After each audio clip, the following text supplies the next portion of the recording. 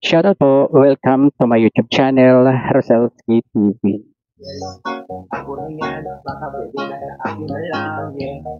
Kumusta po ang lahat guys? Kumusta po?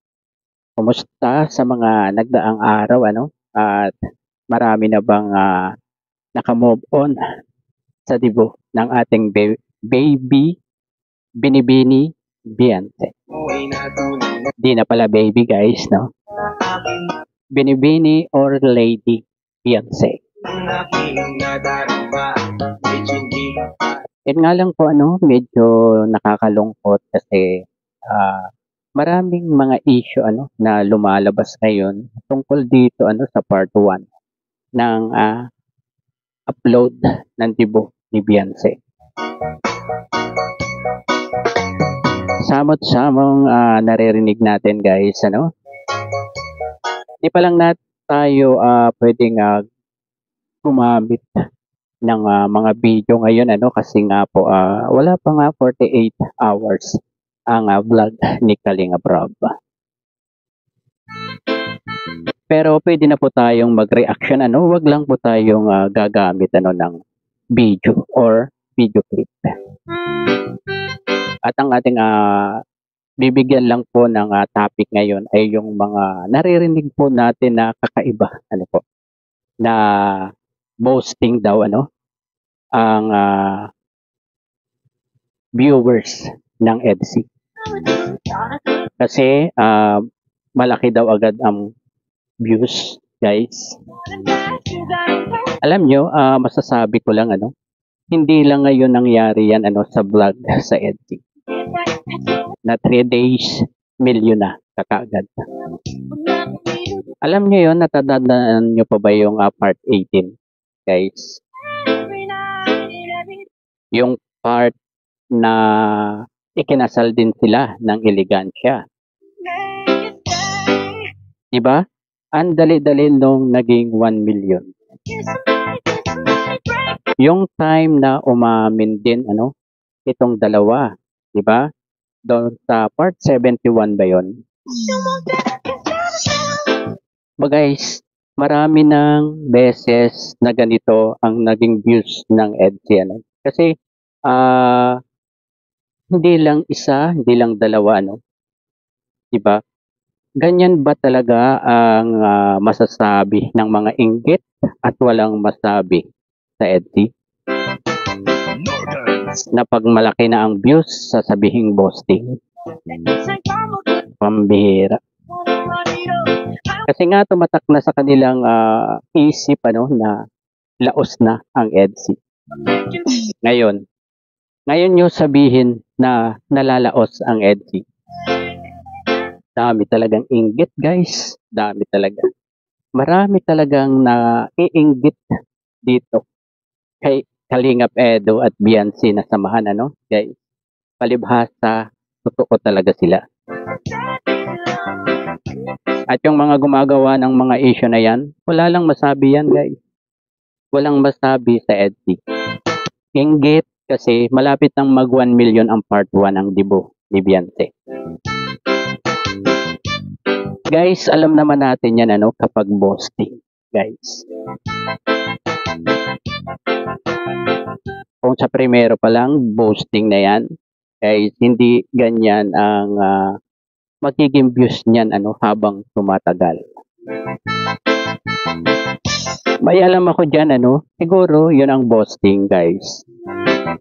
Yung ang laki-laki ng views niya sa premiere, nga, pero ang tagal-tagal niyang naging million. Alam nyo ba yun kung ano?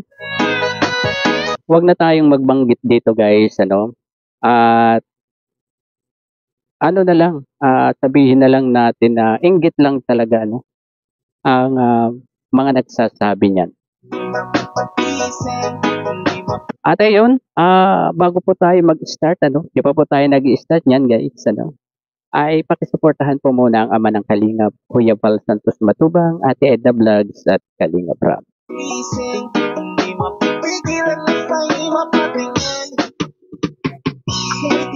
Grabe na guys Ako guys, hindi pa ako nakaka-move on sa part 1 ng Dibo ni Beyonce. Gusto ko nga na tumagal-tagal pa yung part 2 eh. Kasi gusto kong paulit-ulitin muna na manood dyan sa part 1. Kaya wag muna tayong magmadali guys, ipam 1 million po muna natin ang part 1 bago tayo maghangad ng part 2.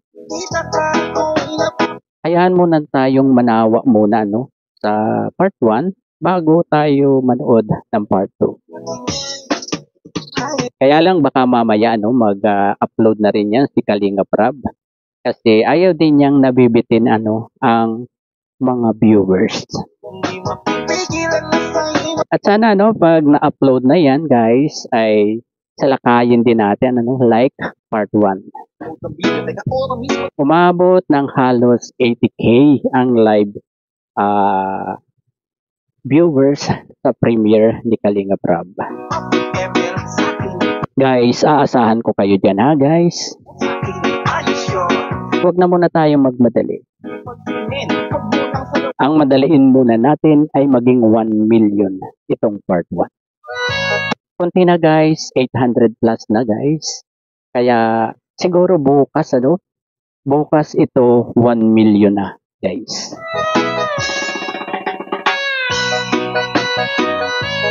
Diba? Mas matutuwa si Kalinga Prab kapag 1 million ang part 1 bago mag part 2. Malay mo, meron pa rin part 3 yan.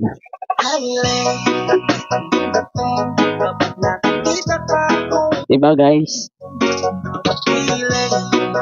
Kaya grabe yung naging dibo ni Beyonce na yan hanep ang mga hinginan nilang dalawa at yung mga tingin ni Kalingap Edo na talagang makikita mo yung concern siya kay Beyonce lalo na nung medyo naluluha na ito. Pansin nyo ba yun guys? Mamayang gabi guys may premiere tayo niyan ginawa na natin ng reaction at itong vlog na to kay Beyonce ang Dibo. Yung part 1 lang guys. Kaya sana maasa ako na panoorin nyo yung aking premiere kapag na-upload ko na po. Baka hindi pa mamaya kasi baka mapasabay sa premiere ni Kalinga Prab. Or baka bukas na tayo mag-premiere ng umaga. Mga alas 9 ng umaga bukas guys. Sunod-sunod rin tayo sa sa mga roles ni Kalinga Prab para ma-reactionan itong kanyang vlog sa EDC. Kasi 48 po yan bago ma-reactionan namin. Pwede tayo mag-reaction ng 24 hours pero hindi tayo gagamit ng video. Kaya yung mga nagpapakalat ng mga picture dyan na nauunahan pa kay Kalinga Prab mahiya naman po kayo respeto lang sa ating direktor. Respeto. Ang ganda nga nang nangyari doon sa pag hindi live ni Kuya Val doon kasi talagang inabangan ang upload ni Kalinga Prab. Kaya doon sa halos 80k sa premiere ni Kalinga Prab, thank you po sa inyong lahat kasi sinuportahan nyo ang EDC. At doon sa ibang jumper kitang-kita po namin na nakasupport din po kayo kay Beyonce. Po? Lalong-lalo na sa EDC. Maraming salamat po sa inyong lahat, mga jumper fans. Yun bang jumper na talagang support lahat ang mga video ni Kalinga Prab. Yung alam nila yung motto ng Kalingap yung One Kalingap, One Family. Thank you po sa inyong lahat.